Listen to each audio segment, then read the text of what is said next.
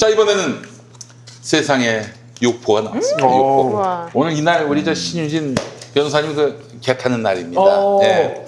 이 육포는요. 네. 한동안 이 육포에 중독이 돼가지고 꿈에도 육포가 나와요. 네. 어떡해. 네. 저도 육포 되게 좋아하거든요. 네. 그래서 그 저기 축구 그 심판이 네. 그 레드 카드 꺼낼 때 레드 카드가 6%예요. 네. 자, 그렇습니다, 여러분. 네이처 오다의 육사 육포입니다. 육포, 육사 육포. 네. 자, 육포는 고급 술안주이기도 한데 요즘 너무 아이들 맛있다. 간식으로 많은 사랑을 받고 있습니다. 육포가 워낙 고단백 영양식품이기 때문인데요. 네이처 오다가 제대로 만들었습니다. 6가지 좋은 재료를 넣고 4가지 첨가물은 빼서 육사 육포입니다. 육포. 네. 자, 육포. 네이처 오다 육사 육포의 그 전 성분은 이렇습니다. 국내산 무항생제 냉장 돈육, 유기농 설탕, 국내산 멸치 액젓, 안데스산 핑크 소금, 그리고 국내산 마늘과 생강. 네, 이 원료육은요 국내산 무항생제에 그것도 냉장육으로 단맛은 유기농 설탕을 넣었고요. 예, 그것도 뻥을 치는 사람들이 있어요. 설탕 안 넣었다고.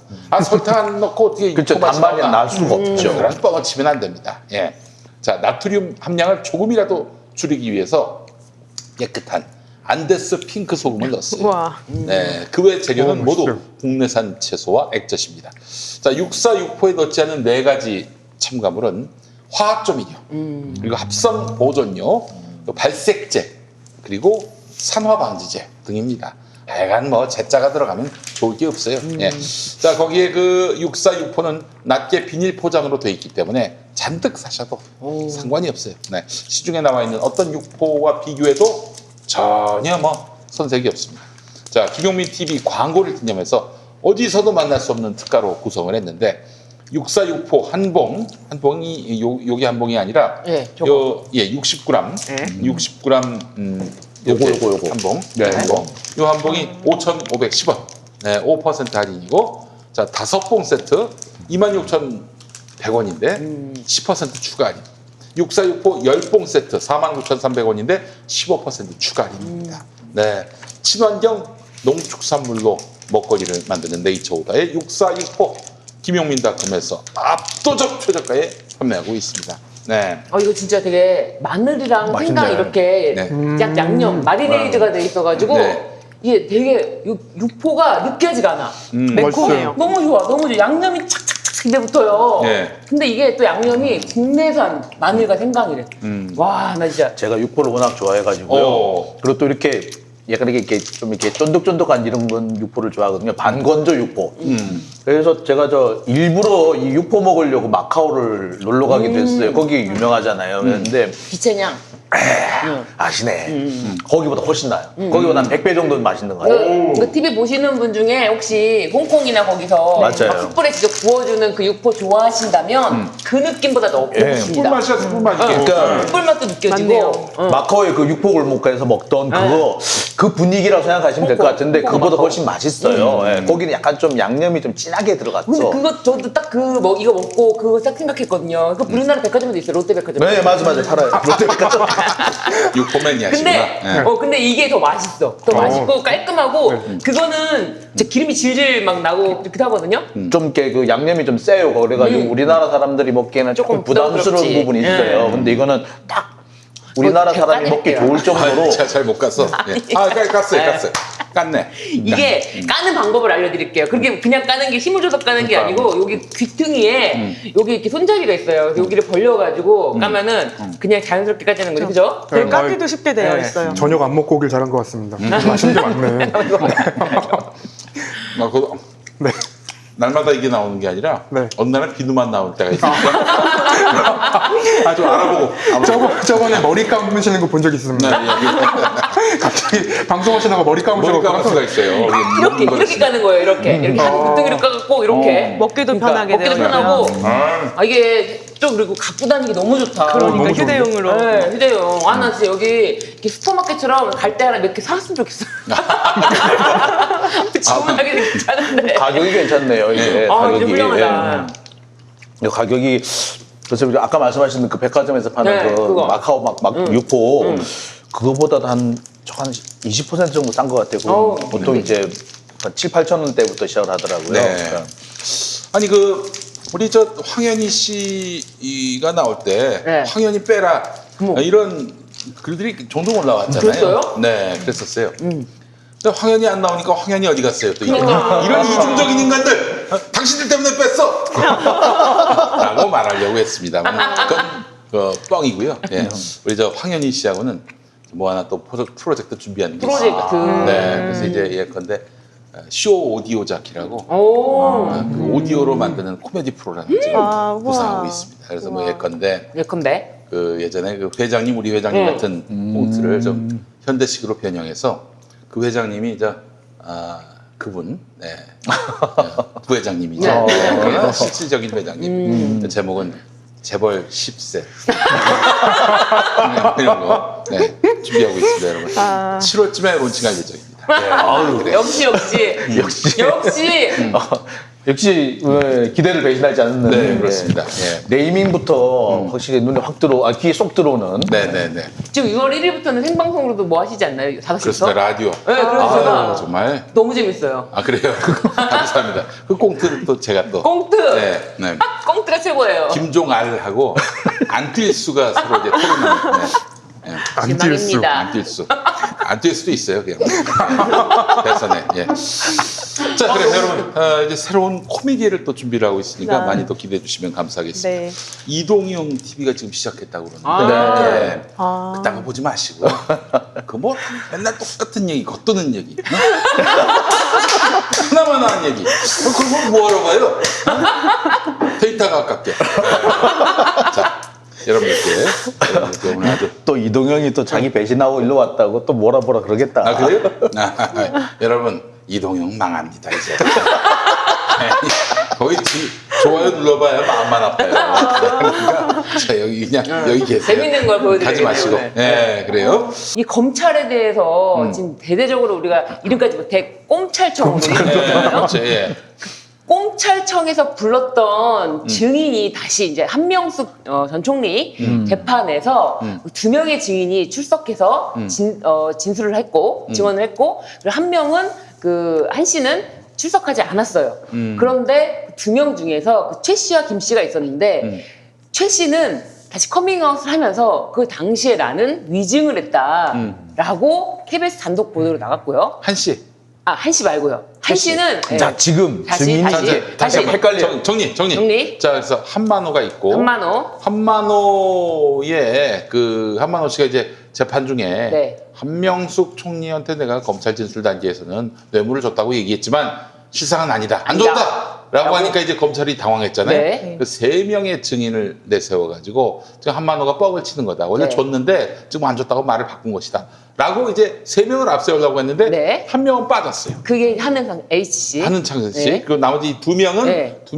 한만호가 거짓말했어요. 라고 검찰의 진술했죠. 어떤 예, 바람대로. 최모와 김모가 있었죠. 네, 김모 씨하고 최모 씨인데 네. 이 최모 씨가 이제 자신의 법정에서 위증을 했다라고 4월 7일에 네. 법무부에다가 진정서를 냈던 것을 올해 4월 7일. 네. 얼마 전에. 총선 전입니다. 총선 전에 법무부에 진정을 냈던 것을 네. KBS가 단독으로 보도를 하면서 법무부에서 검찰청으로 그것이 다시 이제 진상조사를 해라라고 넘어갔던 것이 있다. 그래가지고 그 최모 씨를 직접 KBS가 단독 인터뷰를 했어요. 네. 뭐 그런 사실이 공개됐는데 그러고 나서 와 그럼 김 씨의 그 진술이 어떨지 궁금하다라고 하는 찰나에 네. 지금 몇 시간 전에 다시 KBS에서 단독을 보도를 합니다. 네. 김씨 하면서 제목은 한명숙 그러니까 단독 한명숙 재판 또 다른 증인 인터뷰 했는데 위증 교사 없었다라고 하는 거예요. 근데 저는 요 제목이랑 이 안에 내용이랑 살펴보니까 위증 교사는 없었다라고 하면서 내용을 쭉 보니까 이거는 제목이 좀 잘못된 게 아닌가. 검찰이 직접 위증해라고 교사하거나 이러지 않습니다. 그치. 이거는 한만호 씨의 그 KBS가 보도했던 영상이 있어요. 영상도 검찰은 직접 뭐뭐해라고 말하지 않는다. 검사는 그렇게 말하지 않습니다. 말하지 않는다. 라고 그리고 얘기를 하죠. 수사관들이 이렇게 다 얘기하면 검사가 오히려 딱 들어와서 그랬어요? 뭐 이런 식으로 물어본다는 거예요. 그랬어요? 그러셨구나. 내가 그 얘기를 딱 듣는 순간 한만호 씨 저 진실이다. 그 느낌이 있잖아요. 네. 검사가 누가 그거를 지시합니까? 그러니까 채널A 기자도 기자가 가서 한 거예요. 검사는 아예 손을 대지 않아요. 그런 쪽으로. 그러니까 여기도 마찬가지고. 그리고 한만호 씨도 얘기했잖아요. 자신이 검찰 쪽 증인이 되려고 했던 마음을 굳힌 사건은 자신의 동업자였던 남모 씨가 와서 자신한테 이렇게 얘기를 해가지고 내가 검찰 측 편을 서야 되겠구나라고 얘기를 했지, 검사가 자신을 위증을 시켰다, 회유했다, 이렇게 얘기 안 해요. 그러니까 이 사람, 이 김 씨도 그러는 거예요. 검사가 직접 뭘 회유하거나 이런 건 없었던 건 맞아요. 근데 이 사람이 했던 얘기가 신기한 게, 위증 교사는 없었고요. 문답을 맞춰보긴 했습니다. 문답을 맞춰봤다는 거예요. 아니 그 말이 그 말 아니에요? 그러니까 같은 말이죠. 사실은 그러니까요. 이게 완곡한 표현이라고 우리가 얘기를 하죠. 위증교사는 한만호 씨도 위증 교사를 했다.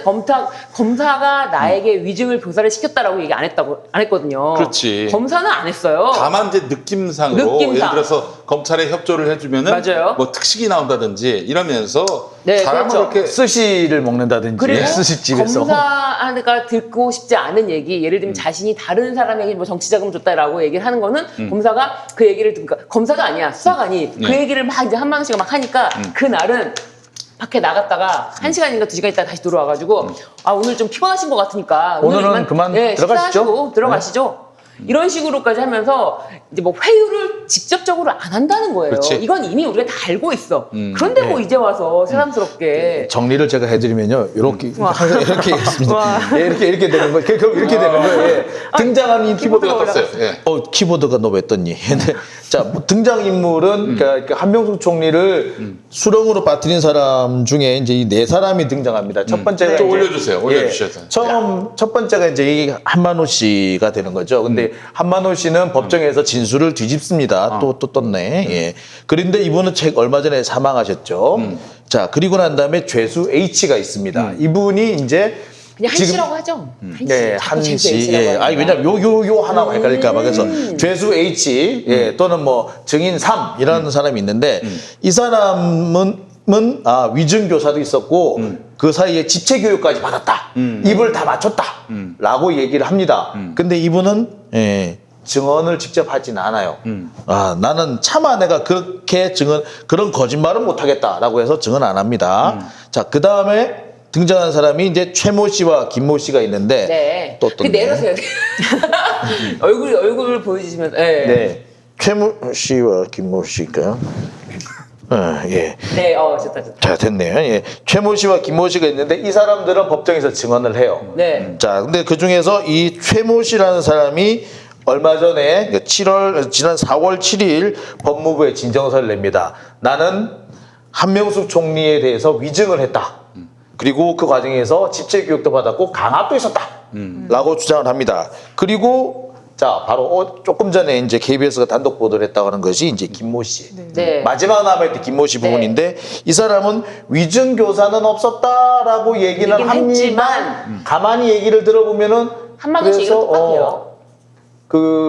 간접적으로나마 입을 좀 맞추게끔 유도를 했고 그런 상황 조성을 했다라는 얘기는 결국 나온 아니 거죠. 사실을 얘기하면 뭐 입 맞출 필요가 뭐가 있어. 있는 그대로 얘기하면 되는데. 문답을 맞춰봤다라고 하고 출소 뒤에 이런 얘기도 합니다. 출소 뒤에 일주일에 3번꼴로 검찰을 드나들었대요.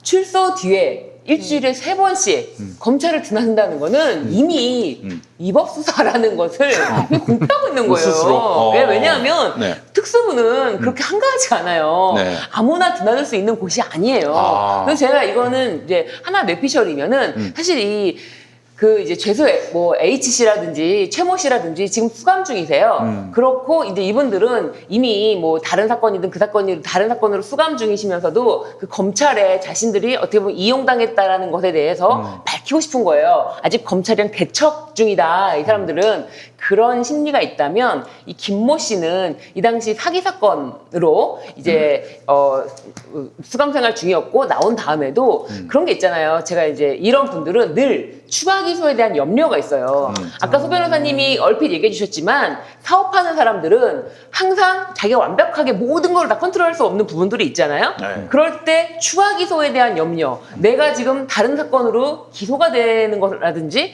뭐 이렇게 뭐 자금 유용도 횡령이고 뭐 배임이고 다 걸리면 걸 수 있으니까 그럼 난 또 이게 뭐 어떻게 될지 모르니까 사실은 얘기하되 뭐 직접적으로 검찰에 완전 불리하게 위증 교사는 없었다. 근데 위증 교사는 한만호 씨도 검사가 나를 위증 교사했어 이렇게 안 했거든요. 심지어 비망록에서조차도 검사가 나를 위증을 교사했다 이렇게 말을 안 해요. 자신에게 이제 질문을 계속 이제 훈련시켰다. 답변을 그쵸. 훈련시켰다. 네, 이런 식으로 훈련시켰다 그랬죠. 그렇기 때문에 이거는 거의 한만호 씨의 비망록을 뒷받침해주는 진술이 아닌가 싶어요 저는. 네, 일주일에 3번꼴로 특수부를 왜 갑니까? 특수부 엄청 들어가기 어려운 데인데. 그리고요.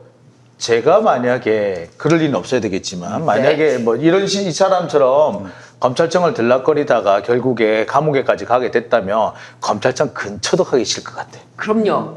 그 자기가 증언을 위해서 네. 검찰이 자기를 불러도 자기가 솔직히 말해서 떳떳한 사람이면은 내가 검찰을 위해서 뭘 그렇게 증언까지 서주고 내가 뭐 그런 어떤 태도가 있지 막 협조적인 그럴 리가 없거든요. 그렇죠. 굳이 내가 갈 이유는 일부러 내 발로 3번이나. 걸어갈 이유는 없어요. 일주일에 3번이나. 일주일에 네. 3번씩이나.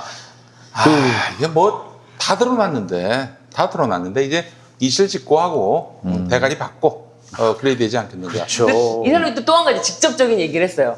그리고 자기가 한만호 씨한테 들었지만 한만호 씨가 뭐 직접 뭐 한명숙한테 돈을 줬다. 면대면으로 줬다라는 말은 들은 적이 없다라고 해요. 그런데 근데 예, 공소 사실에는 보면은 3차례 걸쳐서 한 번은 차 트렁크, 네. 한 번은 2번은 자택으로 네, 배달을 했죠. 배달한 걸로 돼 네. 있어요. 면대면이에요. 그렇죠. 얼굴을 보고. 그러니까 이거 자체는 이미 공소 사실과는 전혀 다르다는 얘기가 된 네. 거죠. 근데 저는 뇌물 사건도 변호를 해봤거든요. 네. 근데 이제 뇌물 사건의 경우는 다들 아시겠지만 너무 어려운 게 굉장히 은밀하게 이루어지는 것이기 때문에 그 1대1로 있다면은 정말 증거가 가장 직접적인 증거는 그 뇌물을 준 사람의 말밖에 없는 거예요. 그렇죠. 증언밖에 없어요. 증언밖에 없는데 지금 이 사건의 경우에는 면대면으로 1대1 상황인 거죠. 모두 3번 모두가요. 그럴 경우에는 이제 증인의 증언이 검찰로서는 가장 중요한 증거이기 때문에 이 증언이 변호인에 의해서 깨지지 않게 하기 위해서 계속 훈련을 이제 시켰을 수는 있을 것 같아요. 근데 만약에 그 증언이 진짜 진실이었다면 변호인이 뭐라고 물었던 간에 기본적인 어떤 중심적인 사실관계는 기본적인 깨지지 사실. 않거든요. 근데 지금 제가 한명숙 1심 판결문을 이제 저도 이제 한 변호사님이 주셔가지고 꼼꼼히 읽어봤더니 그 한만호 씨의 증언은 거의 70여 차례에 걸려서 훈련을 그렇게 세게 받았음에도 그 변호인의 반대 신문에 의해서 굉장히 그 중요한 부분마저 저는 이렇게 표현하고 싶은데 산산조각이 나게 다 깨져버렸다 이런 생각이 들었어요. 근데 항소심에서는 그 한만호 씨에 대한 어떤 직접 불러서 이제 증언을 들어보는 그런 것도 없이 보통 이제 검찰에서 한 증언은 진술은 전문 증거이고 법원에서 한 증언은 직접 증거예요. 그러니까 검찰에서 했던 거는 누구한테 들은 정보고 그렇죠. 법원에서 하는 하는 거는 거는 직접 증거인 거죠. 누구한테 들은 법원 게 아니라. 입장에서는. 예. 그런데 이제 또 검찰 조사의 경우에는 검찰만 입회를 하는 거죠. 검찰만 거기 관여가 되어 있는 건데 법원에서 증언을 하는 경우에는 증인이 위증죄 선서를 하고 그 다음에 변호인과 검찰의 교호 신문과 그 법관의 보증 신문을 통해서 진실이 밝혀지는 그런 작업을 거치는 거거든요. 그런데 그런 1심에서 한만호 씨의 증언을 배척하고 검찰의 진술이 더 신빙성이 있다라고 판단하기 위해서는 그에 합당한 그런 어떤 다른 더 중요한 증거가 있어야 함에도 저는 이 표현을 써서 되게 죄송한데 뇌피셜 같은 그런 그 2심 항소심 판사의 뇌피셜 같은 그런 걸로 그냥 그 산산이 깨진 그 한만호 씨의 증언을 그냥 다시 붙여놓고 있어요. 근데 그게 뭐 없어. 풀이 없어. 그냥 붙이는 거예요. 그래서 저는 그게 너무 좀 이상하다라고 싶었는데 아무튼 그래서 이제 법조계에서는 또 여러 의견이 분분하죠. 이게 수사부터 잘못됐다는 걸 입증을 해야 된다. 아니면 재심을 해야 된다. 그런데 재심 사유를 보면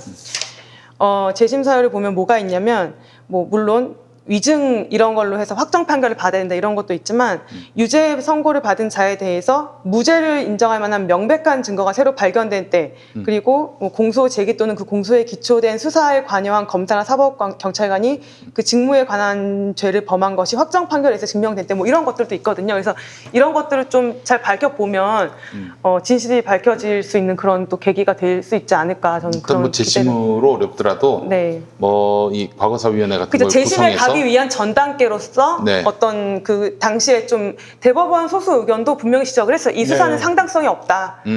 무리하게 상당성이라면 수사의 상당성이 없다. 예. 그래서 그 한만호 씨의 증언을 검찰이 무리하게 고정시키려는 어떤 노력을 한 어떤 역력한 노력의 흔적이 보인다. 어떤 그런 것들을 판단을 다 했음에도 이 수사에 대해서는 아무런 어떤 그 진상규명 같은 게 이루어지지 않았거든요. 이 진상규명을 통해서 또 재심 사유가 나올 수도 있는 거고요. 아 그래요. 이거 저기 한만호 씨의 증언이 거짓이다라고 이야기했던 그 2명 중에 1명도 네. 검찰이 이 사실상 위증교사했다라는 점을 이제 인정한 거나 다름없어요. 저는 이거는. 그렇게 생각하는데 네. 제목상은 제목은 있고 이정은 없다 뽑고서는 그 안에 내용은 한만원 시간 얘기랑 똑같아요. 아까 그 기사 김학국 보내주셨잖아요. 제가 네. 오자마자 네. 얘기했는데 그거 아니 그 반대로 말한 거 아니냐고 제가 여쭤봤었잖아요. 헤드라인 딱 봤더니 완전 반대였어요. 그러니까 이제 보통 그런 경우가 있어요. 이렇게 그 특히 이제 말하기, 그러니까 자신한테 불이익이 올 수 있는 그런 상태인 경우에 직접적으로는 말을 안 하고 상당히 돌려가면서 얘기를 했는데 자신이 전제로서 한 말하고 실제 내용하고는 좀 상반되는 그런 경우가 많아요. 그러니까 예를 들어서 태연이가 저한테 맨날 이렇게 구박을 받아요. 이렇게 예를 들어 기사 빨리 쓰라고. 네. 근데 절대 어디 가서 아 우리 장윤희 선배 정말 훌륭하세요. 막 이렇게 네. 얘기를 해요. 네. 그래놓고 이제 돌아가면서 뒤에다 그렇게 하죠. 근데 저한테 이제 뭐 조금씩 그 기사 빨리 쓰라고 많이 얘기를 하고 네. 그래서 제가 어떨 때 보면 되게 힘들어요라는 예. 말을 뒤에 또 하죠. 예. 그러면 이제 사실 그 말은 이제 제가 나쁘다는 얘기잖아요. 그죠?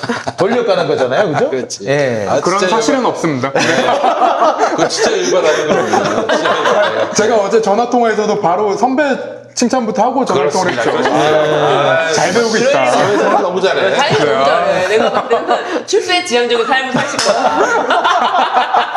제 전화 자주 받아주세요.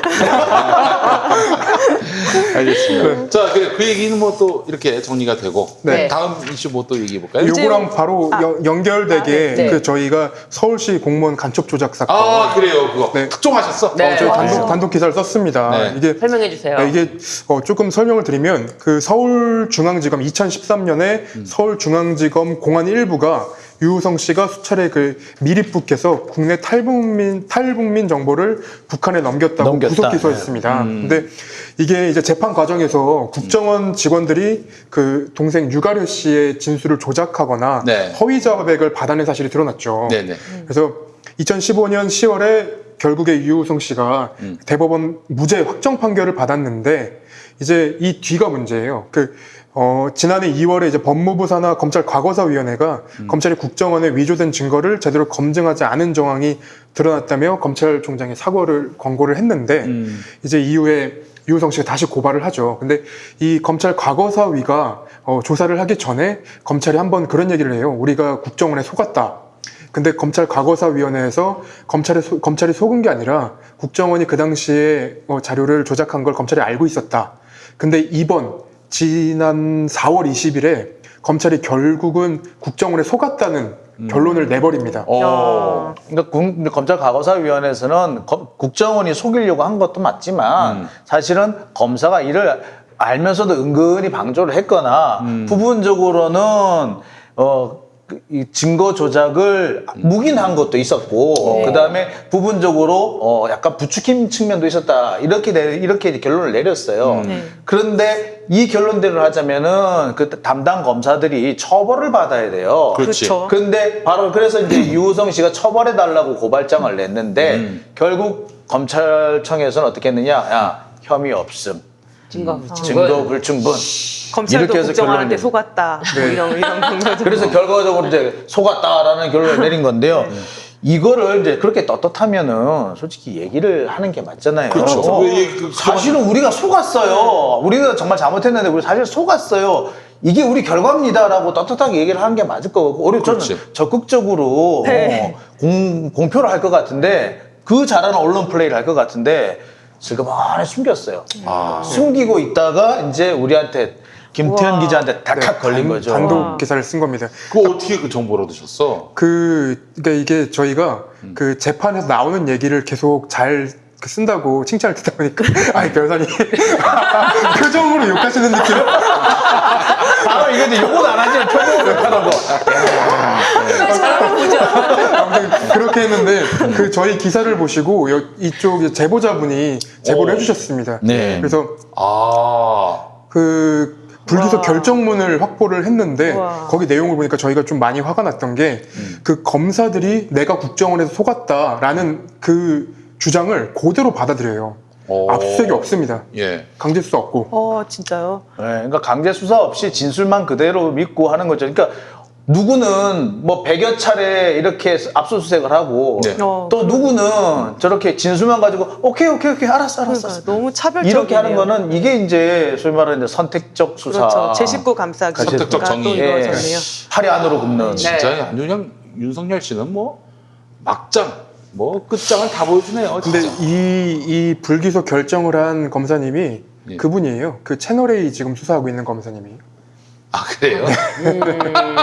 그래서, 예. 저기 그 패전 처리 투수 같은 그런 역할. 예. 배전 처리. 예. 예. 그러니까 주로 이제 그 설거지 담당 하시는 설거지 담당. 네, 하시는 설거지라고 것 하지 같은데. 이거를. 예. 예. 그러니까 이제 결국에 가장 안 좋은 설거지, 뭐 가장 이제 안 좋은 뒤처리 담당을 하시는 것 같은데 그래도 이거는 좀 아닌 것 같아요. 이게 검찰이 이렇게 되면 명예가 없는 조직이 되는 거 아닙니까? 그렇지. 그렇죠. 공무원한테 명예를 빼고 나면 뭐가 남아요. 근데 글쎄 참 이건 더군다나 이게 문무일 검찰총장 시절에 이 검찰 과거사위원회에서 이렇게 한 겁니다. 그러니까 전임 검찰총장이 해놓은 업적을 후임 검찰총장이 뒤집은 거라고도 볼 수 있어요. 아니 그러면 저 우리 유우성 씨가 유우성 씨는 알았을 거 아니에요. 이런 네, 네. 불기소 처분이 나온 거를 네, 네. 본인이 고소했어요. 굉장히 화가 많이 나셨다고 그럼 합니다. 재정 신청했나요? 가능할까요? 저는 잘 가능성이 아니 네. 재정 가능하지 않습니까? 항고를 하고 그 다음에 항고가 기각되면 재정 신청할 수가 아 있죠. 그렇죠. 항고하지 않았을까? 그 부분은 아직 저희가 네. 취재를 좀 더 해봐야 됩니다. 구속 취재하겠습니다. 제가 그 생각까지 못했어요. 네. 아, 해라. 네, 네, 항고해야지. 그걸 그냥 넘기나? 어? 저는 일단 상식적으로 납득하기가 어려운 게 국정원에서 사건을 검찰로 보내서 검찰이 조사를 해서 기소를 한 거잖아요. 네네. 그러면 분명히 검찰 조사하는 과정에서 그 문서들이나 관련자들 진술을 다시 다 들었을 수 있을 것으로 보이거든요. 그거에 대한 사례가 또 하나 있는데 네. 그 검찰 수사관이, 그러니까 검사가 주장하기로는 검찰 수사관이 그 유가려 씨의 진술이 번복된 경우가 있었는데 그거를 수사 보고서에 편철을 안 했다고. 아 진짜요? 그래서 자기들이 몰랐다고 얘기를 합니다. 좀 말이 그러니까 이게 좀 아 너무한. 아 미친 새끼네 진짜. 아, 치사하다. 정말 홍보하는 거는 치사하다. 아니, 아유, 참 검사 참. 아 진짜. 그 수사 왜 기록을- 창피하지? 내가 왜 창피하지? 왜? 편차를 안 할 수가 없는데. 그러니까요. 그쵸? 수사 기록 편차를 안 할 수가 없는데 그 제가 봤을 때는 자기들 실수가 아니라 밑에서 그거를 그러니까 뭐 꼬리 자르기를 하면서 네. 책임 전가를 하는 그렇게. 전형적인 모습인데 이거는 제가 봤을 때는 이거 저거 해갖고 진짜 너무 신기한 일들이 지금 뻥뻥 터지고 있어요. 예를 들면은 검찰에 가서 뭐 교육을 받았다, 검찰 네, 정말. 뭐 지금 와서 하는 말이 무슨 수사 기록 편철이 안 됐다. 이건 진짜 너무 이상해요. 근데 정말 저는 정말 최고 유치한 그러니까 공감 아닌가요? 이건 거죠. 이게 뭐 예를 들어서 이제 우리 김태현 기자가 뭐 기사를 쓰면은 제가 이제 데스킹을 보잖아요. 그래가지고 기사를 막 고치면서 맨날 뭐, 에이씨, 아직까지도 기사를 이따구로 써. 막 이렇게 얘가 써요. 나는 기자가 아니니까 얘가 와닿지가 않아. 막 이렇게 하는데 이제 근데 기사가 잘못 나간 거야. 네. 특히 이제 내가 쓴 부분, 내가 고친다고 고친 부분에서 나간 거야. 잘못된 거예요. 그랬는데 이제 내가 핑계를 대기를, 에이, 태연이가 기사 잘못 써서 그래요. 아 그렇게. 얘가 보고를 안 했어! 라고 얘기를 하는 거죠. 그러면 이제 요즘 젊은 기자들은 네. 뒤에서 개새끼 치고 이런 아, 저는 그렇지 않습니다. 네. 아, 근데 이 검찰이 해명한 것도 그 저희 기사 나가고 그 다음날 바로 해명이 나왔거든요. 근데 여기 그 검찰이 해명한 부분을 보면 당시 사건에 관여한 검사들은 증거 제출에 있어 검증 절차를 소홀히 하여 검사의 직무상 의무를 위반한 사실로 징계 처분을 받은 바 있습니다. 아 징계로 맞아요. 이렇게 끝나고. 끝납니다. 징계를 했는데 꼭 형사처벌할 정직 수준은 1개월. 아니다. 정직 정직 1개월. 1개월. 그래도 정직이면은 뭐 좀 나오긴 했네요. 근데 이제 그 정말 이 검찰이 이딴 식으로 나오면은 그 지금 이런 것 같아요. 그 자기들이 무슨 비위를 저질러도 자기들을 지지해주는 층이 있거든. 그러니까 네. 진충권을 비롯해서 예, 그런 층들이 있어요. 어?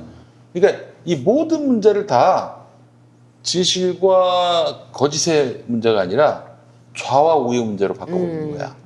그러니까 장모 문제도 그런 식으로 해버리고. 네. 그러니까 자기들 지지층 믿고 지금 그냥 무한 질주를 하고 있는 것 같아요. 그러니까 이 검찰이 아주 정치적인 수사를 해가지고 지지를 얻고 그 지지층들이 있다는 것을 기화로 해가지고 자기 자신을 보호할 때는 또 철저하게 보호하는 이런 모습을 보이는 건데 이걸 달리 말하자면은 사실 정치 검찰이라고 얘기를 할 수 있는 거죠. 아, 난 그래서 이런 놈들을 왜 두고 봐야 하는지 정말. 어? 근데 물론 이제 함부로 또 이렇게 뭐 목을 자르고 막 이렇게 단돌이 친다는 게 쉬운 일은 아니죠. 이렇게 또 빠져나가네. 그러면 우리 저 윤석열 씨가 또 그걸 자기 대권 플랜으로 네. 악용할 소지가 있기 아, 때문에 네. 굉장히 좀 뭐랄까 신중을 기해야 되는 건 알겠는데 아니 그 지금 행정부 외청에서 이렇게 저렇게 역무를 수시로 하고 있는데 이걸 그대로 보고만 있어야 하는 건지. 그래서 저는 우리 추미애 장관님께서 처음에 많은 국민들의 기대를 받았던 대로 좀 이젠 칼을 좀 휘두를 때가 되지 않았나. 그 수단과 방법을 가리지 않고 감찰할 수는 있는 거 아닙니까? 제가 볼 때는 추미애 장관이 그 저는 이번에 이 한만호 씨 아니 이번 한명숙 총리에 관련된 이런 그 상황을 보면서 이분이 되게 무서운 분이구나라고 느꼈던 것이 4월 7일에 네. 접수가 됐잖아요. 그랬죠. 선거 네. 전이에요. 네. 저 같았으면 터뜨렸을 거예요. 이 봐라 이거 들어왔어 라고 이거 선거에 써먹기 참 좋았을 것 그걸 같은데 이제 갖고 있으면서 이거를 제가 볼 때는 제 예측으로는 아마 철저하게 사전 어떤 감찰이나 조사가 진행됐으리라고 생각이 들어요. 그래서 검찰이 빠져나갈 수 없을 정도로 철저하게 수사를 하지 않았나. 그리고 얼마 전에 대검찰청에 이거 사건을 보내가지고 답변해봐라, 내부 조사를 해봐라라고 이렇게 보냈어요. 이 말은 뭐냐면 우리가 어느 정도 우리가 웬만큼 조사는 해봤어. 그래. 근데 니들 어떻게 하나 한번 보자. 이런 모습이 아닌가 싶어서 한편으로는 철두철미하죠. 왜 무서운 사람이다라는 생각이 들어요. 사실은. 그래서 조금 지켜보신 것도 괜찮을 것 같아요. 예, 알겠습니다. 그래서 일부에서는 일부라고 이야기하면 너무 모호한데 이동영이는 이동영이가 하는 얘기가 뭐냐면은 칼을 막 하는데 네. 추미애 장관이 칼만 갈다가 칼이 다 없어졌어. 뭔가 좀 액션을 취했을 때가 된 게 아닌가. 그런 이야기가 됐어요. 액션을 취하실 때는 됐죠. 네. 너무 오래 칼만 가셔가지고. 예, 알겠습니다. 그 얘기했고 또 네.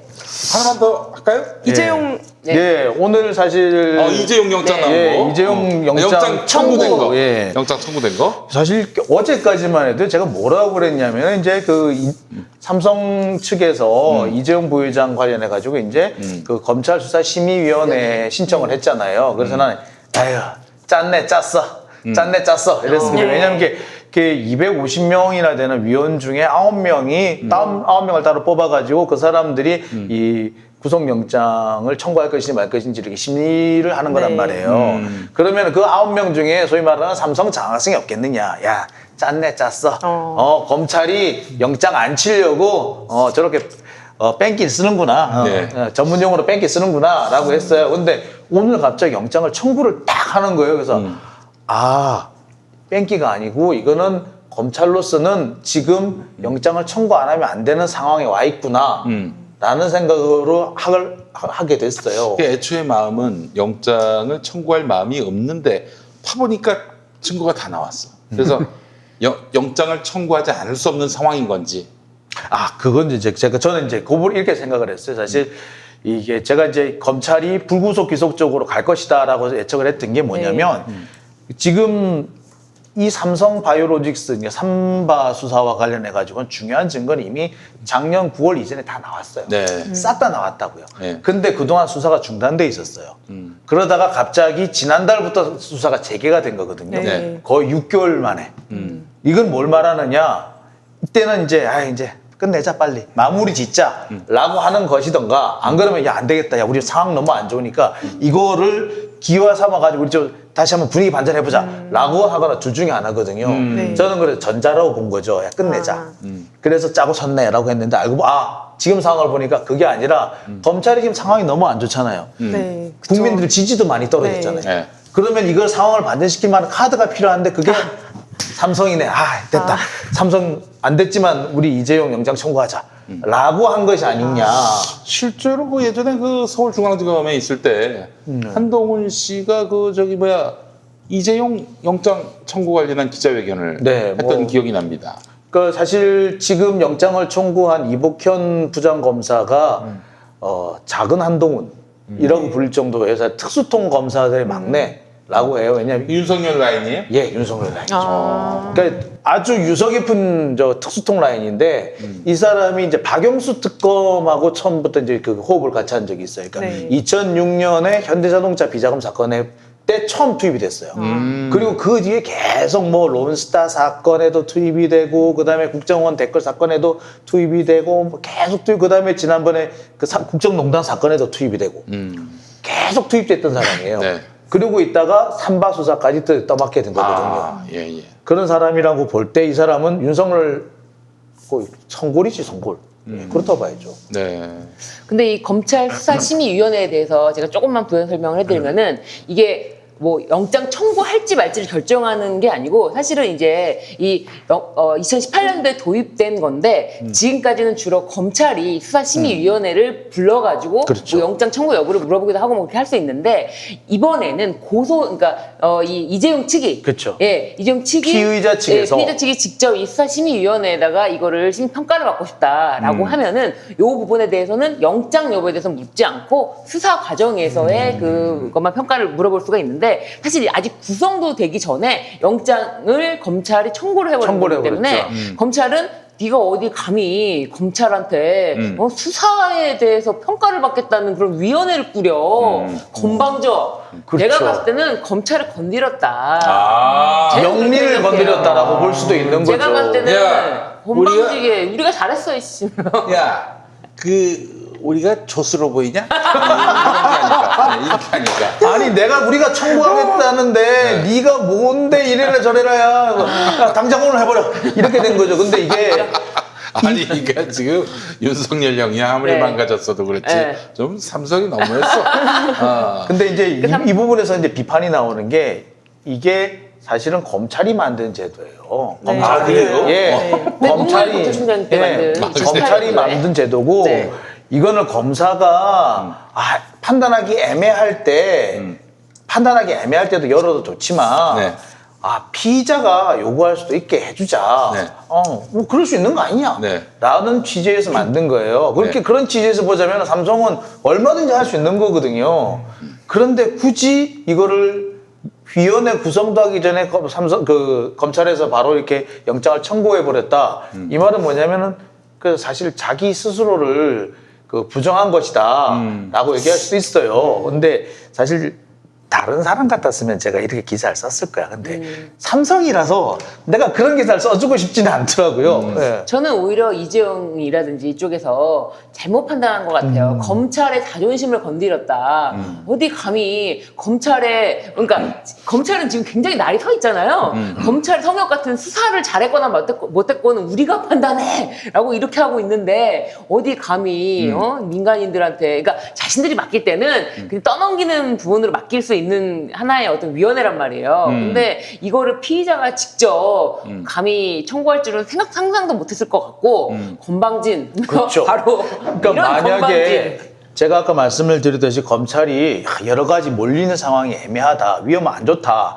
그래서 어쩔 수 없다, 영장 청구하자라는 결론을 내린 상황이었다고 하면은 이재용 부회장이 이렇게 심의위원회를 요청하는 것 자체가 해보자는 거야? 라는 걸로 보일 수가 있죠. 네. 근데 제가 볼 때는 그런 면도 있는 것 같아요. 지금 사실 삼성에서 왜 이걸 했느냐, 왜 청구를 했느냐, 왜 신청을 했느냐 조금 이해가 안 가는 측면이 있어요. 왜냐하면 지금 상황으로 봐서는 그 검찰심의위원회가 수사심의위원회가 검찰의 입장과 굳이 다른 판단을 내리는 사례가 별로 없어요. 뭐 사실 그렇죠. 그러니까 네. 이 개인 같은 대기업 총수라든지 같은 거 이렇게 주목받는 그리고 돈이 많은 사람들에 대해서는 가차 없이 네. 다 바로 구속 그렇죠. 다 했거든요. 사실 만약에 이걸 검찰이 열어달라고 했었어도 저 같았어도 제가 위원이라도 에이, 청구하세요라고 했을 거예요. 왜? 잘못했다가 내가 독박 쓸 것 같은데. 글쎄 말이야. 예. 자, 그리고 지금 전체적으로 분위기를 보면은 차라리 법원에 가서 기각을 법원에서 영장 실질 심사에서 기각을 받아내는 것이 차라리 더 수월해 보이거든요. 근데 그렇다면은 실익은 뭐밖에 없느냐면 영장 청구 기간을 뒤로 좀 미루는 것밖에 없어요. 근데 굳이 왜 그랬을까? 그리고 오히려 지금 이 상황에서 이런 걸 신청하고 하는 게 법정에 가서도 그렇게 유리해 보이진 않아 보이거든요. 이 사람 뺏겠습니다 이런 이미지를 줄 수 그렇죠. 있다. 예. 그러니까 삼성에서는 지금 과잉 수사, 검찰 우리가 때리고 있잖아요. 지금 이거 되게 검찰청도 그렇고 네. 검찰을 때리고 있는 이 시류에 편승하고 싶었던 거예요. 너네 그 과잉 수사, 너네 그 문제 많잖아, 네. 이 검찰놈들아. 네. 한번 이렇게 이 소리라도 질러보고 싶었던 마음도 있었겠죠. 검찰 네. 지금 엄청 맞고 있잖아요. 그러니까. 때려맞고 있잖아요. 네. 이재용도 맞았어 얘기하고 야, 있는 우리 거죠. 이재용도 좀, 그래서 살짝 이렇게 발을 담궜는데, 검찰이 냅다 꼬리 자르기를 하고, 네. 너네는 죽었어. 그리고 바로 그냥 다시 칼을 꽂는 거죠. 네. 저는 이게 이제 이 사건 자체가 검찰 수사심의위원회의 대상이 되는지 여부에 조금 의문이 있어요. 그래서 이게 검찰 수사심의위원회 운영 지침이 있는데 간략히 설명을 드리면 왜 이런 게 있냐면 그 국민적 의혹이 제기되거나 사회적 이목이 집중되는 사건에 대해서 국민의 알 권리 보장이나 혹은 뭐 국민 참여 재판, 피의자 인권 보장 등을 위해서 이제 이런 게 인정이 되는 건데 그 수사 계속 여부 그리고 공소 제기 또는 불기소 처분 여부 등을 구속영장 청구 및 재청구 여부도 이제 수사심의위원회에서 심의를 할 수가 있거든요. 그런데 처음에 어떻게 진행이 되냐면 바로 수사심의위원회에 부의가 되는 게 아니라 심의위원회에 부의할지 여부를 또 심의하는 위원회가 있어요. 그게 네. 이제 부의심의위원회라고 해요. 그래서 그거를 먼저 구성을 해서 이 사건은 뭐 국민적 관심사가 있고 뭐 피의자 인권 보호 필요성이나 사안의 중대성을 고려해서 뭐 수사심의위원회에 부의할 필요성이 있다라고 결정이 되면 뭐가 구성이 되냐면 현안위원회라는 게 구성이 돼요. 그러면 그 현안위원회가 이제 위원을 무작위로 아까 기자님이 말씀하셨던 것처럼 무작위로 이제 사람들을 추천을 하는데 그 원래 그 기초되는 그 풀이 150명 이상 250명 이하의 위원인데 법조계, 학계, 언론계, 시민단체, 문화예술계 등 사회 각 분야의 그 분들이 이제 위촉이 돼서 위원으로 있다가 그 중에서 15명을 선정을 해서 이제 하는 거거든요. 근데 절차가 어떻게 되냐면 각각 이제 부의심의위원회에서는 30장 이내로 서면을 제출할 수가 있어요. 검사도 서면 30장 이내 서면 한번 제출할 수 있고 피의자 쪽에서도 서면 한번 제출할 수가 있고 의견 진술할 기회는 없어요. 그러니까 그 서면 30장만 가지고 이거를 심의위원회에 부의할지 여부를 결정하게 되는 거고 만약에 그게 결정이 되면 또 검사 쪽에서 30쪽 이내에 의견서 제출할 수 있고 피의자 쪽에서도 30쪽 이내에 서면을 제출할 수가 있고 그리고 한 30분 정도 의견 진술할 기회가 주어져요. 그리고 이제 그게 심의위원회 부여될 이제 그걸 결정을 하는 거예요. 근데 과연 굉장히 경영권 승계와 관련된 어떤 분식회계 정말 광범위하고 정말 그 전문적이고 그 특수부가 정말 다 많이 막 달려들어서 수사를 했을 정도로 그런 복잡한 어려운 사건인데 이게 과연 30쪽 분량의 의견서 한 번과 30분 이하의 그 의견 진술 그거 가지고 과연 판단할 수 있는 내용인가 저는 그게 일단 의문이 들어요. 그리고 물론 심의 효력이 그전에는 거의 대부분 검찰이 그걸 따르기는 했어요. 그런데 조항상은 어떻게 되어 있냐면 심의 효력에 대해서 주인 검사는 심의 의견을 존중하여야 한다 이렇게 기재가 되어 있거든요. 그래서 그 의견을 꼭 따라야 되는 건 아니고 그리고 지금까지는 어떤 사건이 부의가 됐었냐면 예를 들면 안태근 전 검사장 직권남용이라던가 아니면은 강남훈 전 호명쇼핑 대표 채용비리라던가 뭐 제천 스포츠센터 화재 소방관 업무상 과실치사 이런 것들이에요. 근데 과연 이 삼성 삼바와 관련된 그 회계 조작, 그 분식회계 사건이 여기에 맞는 사건인가 저는 그렇게 보이지는 않거든요, 사실. 그래서 이 부분은 좀 그래서 일단 절차는 구성해서 진행을 한다고 하더라고요. 그거는. 아니 근데 이렇게 검찰과 삼성의 어떤 그런 이 대립각이 섰다면은 그 중앙일보는 저기 검찰 개혁에 앞장서야 되는 거 아닙니까? 중앙일보는. 아, 그렇겠네요. 예. 아니, 그 뭐야 그동안은? 그동안은 뭐 완전 검찰 편에 섰는데 네. 그렇게 열심히 검찰 편 섰다가 네. 우리 재용이 형 감옥 가게 생겼잖아. 반성을 해야지 뭐야 도대체. 자본가에 충실하려면 좀 제대로 충성하든가. 충성하려면 좀 제대로 충성하든가. 뭐야 그게. 중앙일보도 삼성이 그 광고 끊을래나? 아니 내일부터 한번 보자고. 중앙일보 그- 볼만해요. 네, 예. 저는 그냥 검찰이 지금 정치적인 판단을 안 하고 딱 왜 그 기소를 했나라는 거를 좀 상식적으로 생각을 해보면 그 어쨌든 이 시민위원회로 가면은 그 혐의가 되게 복잡하기 때문에 어느 정도의 시간을 벌 수 있을 시간을 거라는 벌 거죠. 수 근데 있는. 검찰이 뭐 지금 이건 정말로 내피셜인데 그 삼성이 시간을 벌려는 이유를 조금 파악한 게 아닌가. 그래서 빨리 쳐야 되지 않았나. 말하자면 증거인멸이라든지. 네. 지금으로서는 삼성이 여론전을 할 가능성이 네, 상당히 저도 좀 이 높죠. 생각이 들어요. 사실 그 부분에서 시간을 벌려고 한다면 여론전이다. 네, 그렇죠. 왜냐하면 아무래도 재판 법원도 뭐 법리에 따라 판단을 한다지만 여론의 영향을 받을 수밖에 없거든요. 저희 엄마가 그러시더라고요. 저희 엄마는 이제 제가 이렇게 제 얘기를 안 듣고 다른 채널을 보시는지 저희 엄마가 이지영이는 그만 용서해줘야 되는 거 아니니? 근데 이미지가 정말 점점 뭔가 더 좋아지는 그 코로나 사태를 맞으면서 이게 좀 이미지가 좀 또 많이 더 좋아지시는 이번에 고공농성하시더니 네, 그거 합의도 하시고 그리고 지금 네. 모든 사건에서 선처를 할 수 있는 가장 기본이 뭐냐면은 그 피해를 회복시켜 줬을 때거든요. 네. 혹시 압니까? 국민연금 피해 회복된 거 내가 얼마를 내겠다 턱. 그럴 수도 예, 있고 이런 식으로 한다면 얘기가 완전히 틀려질 그렇게 수도 될 수 있을 있거든요. 것 같아요. 그러니까 그런 거를 생각하지 않았을까. 그러면서 전 한편으로는 그런 이제 여론전을 좀 준비했던 게 아닌가. 네. 그런 생각도 있긴 있습니다. 알겠습니다. 아유 오늘 뭐 얘기를 굉장히 많이 다뤘네요. 네. 너무너무 재밌었고 첫 네. 시간 어떠셨어요? 네, 재밌었습니다. 근데 네. 우리 김태현 기자가 너무 많이 성장한 것 같아요. 이게 왜요? 다음부터 데리고 다니면 안 될 것 같아요. 연봉협상 제대로 요구하시기 바라겠습니다. 알겠습니다. 예, 그래요. 어떠셨어요? 네, 첫 시간? 즐거웠습니다. 네, 그래. 우리 소 네, 변호사님. 정말 너무 재밌고 정말 알찬 시간이었던 것 네, 같습니다. 이 현장에 아주 그 네. 생생하게 살아있는 네. 화로 같은 정보와 네, 또 맞습니다. 탄탄한 법리이 어우러지면서 황현희는 설 자리를 잃었습니다. 예, 그런 우리 황현희 씨는 코미디 무대에서 네, 여러분들 기다릴게요. 기대할게요. 여러분들께 인사드리도록 하겠습니다. 자, 피아 지방법원이 아니라 검찰청장으로 보내드린 첫 시간 마치겠습니다. 다음 시간에 뵙겠습니다. 감사합니다. 감사합니다. 감사합니다. 예. 아유. 길